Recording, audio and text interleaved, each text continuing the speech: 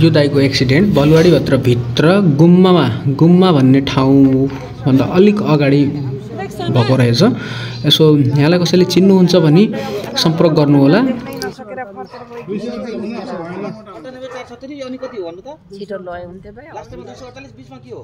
यहाँले आफ्नो नम्बर पनि भन्ने प्रयास त गरिराख्नु भएको छ, तर भन्न अलिक यहाँलाई गाह्रो भइरहेको छ।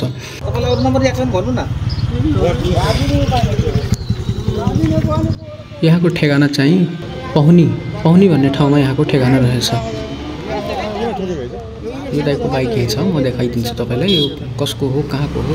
यसो थाहा भए कन्ट्याक्ट सम्पर्कमा आइदिनु होला है।